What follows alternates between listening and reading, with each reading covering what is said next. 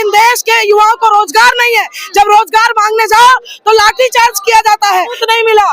पिछले 3 सालों से ये लोग खोज रहे हैं, ये लोग घर खोद डाले, ये इनके गांव में जाकर छानबीन किए, क्या 1 रुपया मिला? तो है जो जज साहब ने एक ऐतिहासिक फैसला दे दिया अरविंद केजरीवाल जी को, कट्टर ईमानदार बताते हुए कहा कि ये बिल्कुल बेबुनियाद केस है। जब युवा रोजगार मांगता है तो ये 56 इंच का सीना कहाँ गायब हो जाता है? तो वीडियो देखी होगी आपने, पूरे विश्व ने देखा था। केजरीवाल जी की सरकार में जो बहुत बेहतरीन शिक्षा की क्रांति हुई 20 साल के बाद आई थी, अब 50 साल के बाद आएगी दिल्ली में, याद रखना। जनता को इतना त्रस्त कर दिया है, इनके नेता मस्त हैं और जनता त्रस्त है। करके किसको बेवकूफ बना रहे हो?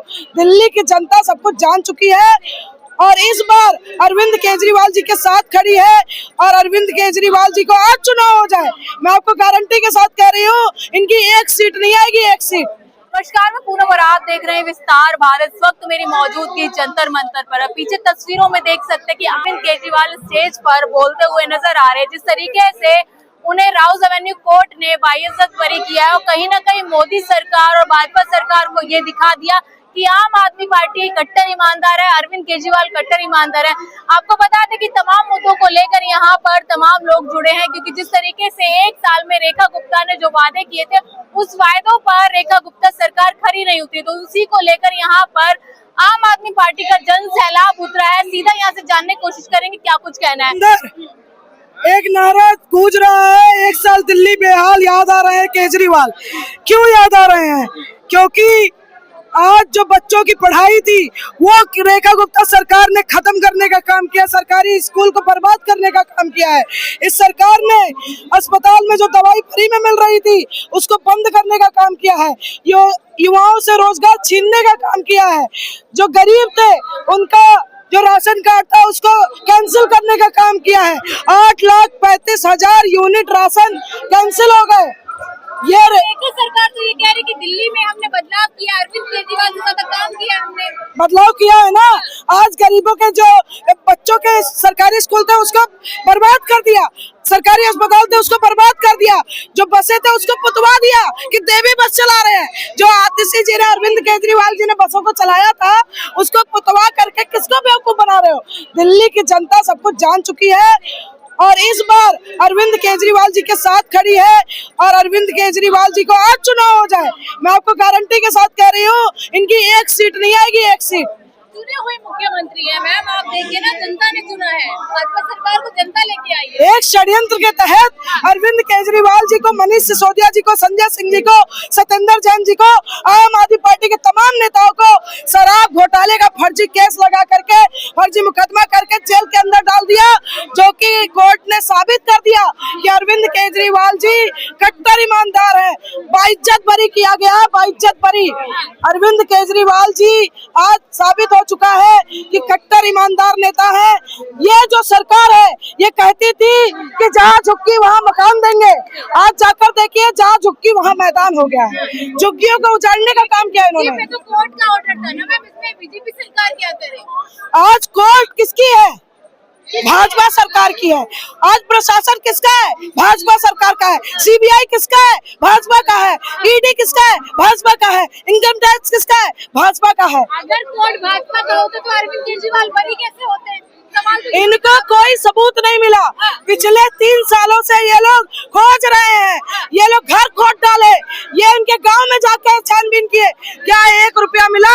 जब कुछ मिलेगा ही नहीं तो किस सबूत पर आप जेल में रखेंगे या किस सबूत पर उनके ऊपर केस चलाएंगे? कह रहे हैं कि सीबीआई आगे जांच करेगी, आगे ऊपर जाएगी। सीबीआई के ऊपर जांच के लिए बोला गया है, कोर्ट ने बोला कि सीबीआई के ऊपर जांच होगा। तो ये सिर्फ जो झूठे लोग हैं, निकम्मे लोग हैं और देश की गद्दी पर ऐसा तानाशाह बैठा है जो देश का विनाश चाहता है। ये बहुत ही खतरनाक षड्यंत्रकारी जो तानाशाह बैठा हुआ है।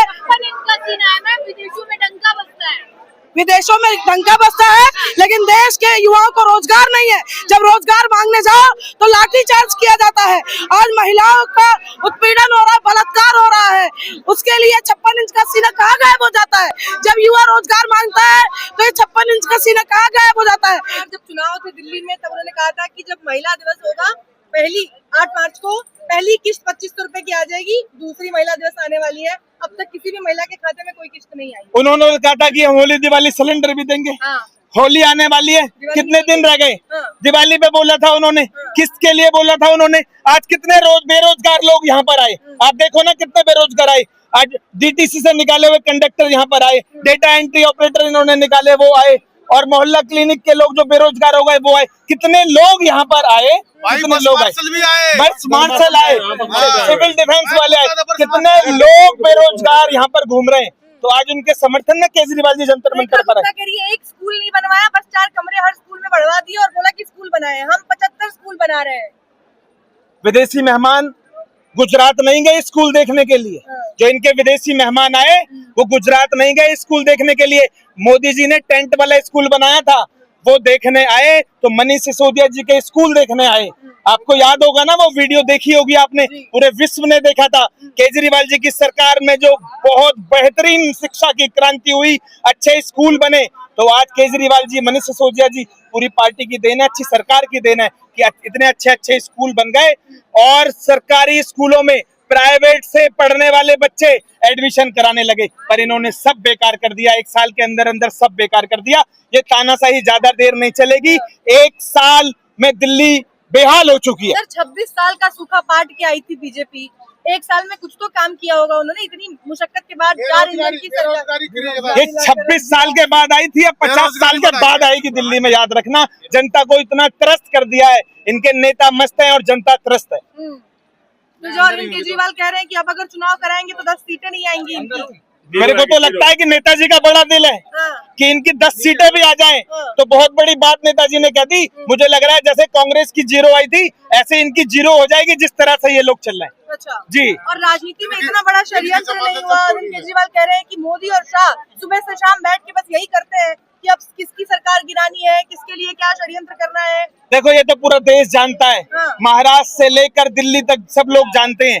जहां जहां पर भी चीजें इनके कंट्रोल में नहीं होती, सरकारें गिर जाती हैं, सरकार को गिराया जाता है। ये तंत्र इनका काम करता है, ये मुझे कहने की जरूरत नहीं है, पूरा देश ये बात को जानता है। और ये मनोज पंडित को बताने की जरूरत नहीं है किसी को कि ये कहां कहां क्या क्या षड्यंत्र करते हैं। ये षड्यंत्रों का तो है जो जज साहब ने एक ऐतिहासिक फैसला दे दिया अरविंद केजरीवाल जी को, कट्टर ईमानदार बताते हुए कहा कि ये बिल्कुल बेबुनियाद केस है और ये ईमानदार लोग हैं, इन्हें छोड़ो।